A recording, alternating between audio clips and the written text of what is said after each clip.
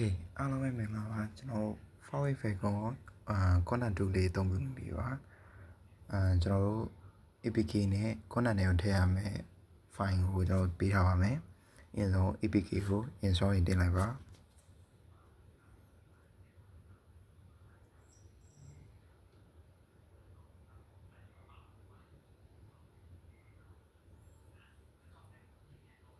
Okay APK ရပြီဆိုရင်ကျွန်တော် file ကိုဆက်လို့ download လုပ်ထားလိုက်ပါကျွန်တော်ပြီးသွားရင်ကျွန်တော်Huawei Falcon နဲ့ဝင်မှာဒီကောင်က Corner 2ဖြစ်တဲ့အတွက်ကြောင့်မို့ရှေ့စကူ run ပေးရပါတယ်ပြီးသွားရင် start ကိုနှိပ်ပါဆော့တဲ့ version ကိုရွေးပါနော်ကလိုပဲကျွန်တော်64 bit okay ဒီမှာ file not found ဆိုပြီး error ပြပါတယ်အဲ့ဒါကကျွန်တော်တို့ဒီ save file ကို drop ပေးရမှာပါအဲ့အတွက် app manager ထဲဝင်မယ်ကျွန်တော်က download တာ Telegram မှာဖြစ်တဲ့အတွက်ကြောင့်မို့ download Telegram okay ဒီရောက်သွားရင်ကျွန်တော်က download တဲ့ file ကိုဖိပြီးတော့ extract to နှိပ်လိုက်ပါပြီးရင် okay နှိပ်လိုက်ပါ okay ဒါဆိုရင်ဒီလို folder လေးကြာလာပါလိမ့်မယ်အဲ့ဆိုပြီးတော့ပါပြီ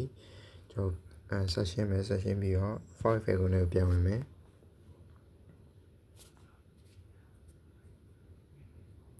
okay ပြီးတော့ start ကိုနှိပ်မယ်ကလိုပဲ64ပဲ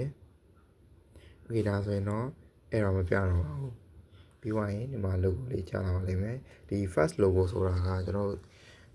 1ကိုဖြတ်ပြီးရဟာလေးပါကျွန်တော် gain နဲ့ဝင်ပြီးတော့ logo ချိန်တာနဲ့ first logo နှိပ်လိုက်တာနဲ့1 auto ပြတ်သွားပါလိမ့်မယ်အဲ့တော့ကျွန်တော် gain နဲ့ဝင်ပါမယ်အောက်က logo ပြောင်းရင် logo နှိပ်လိုက်ပါ first logo နှိပ်လိုက်ပါဒီအောင် loading ပြပါရင် lobby ဆိုတော့ပေါ်လာလိမ့်မယ် lobby ဆိုတာကကျွန်တော်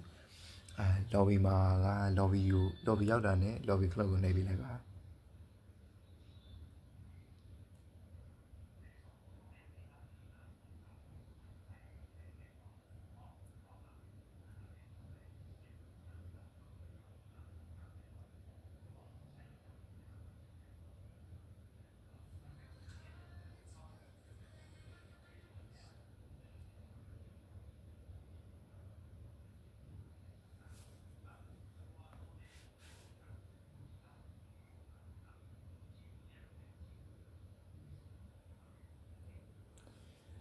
Okay lobby ကိုနှိပ်ပေးလိုက်ပါ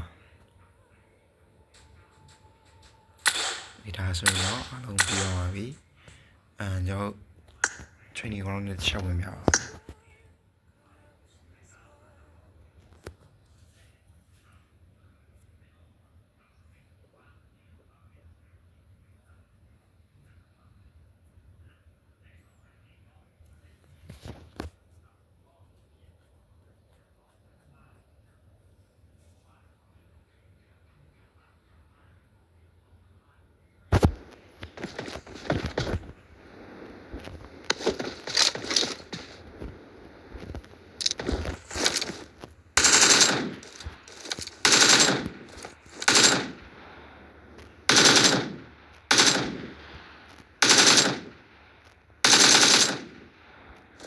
Okay ဒီလောက်ဆိုရင်တော့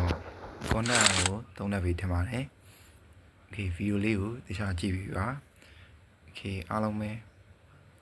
ကောင်းသောညချမ်းလေးပိုင်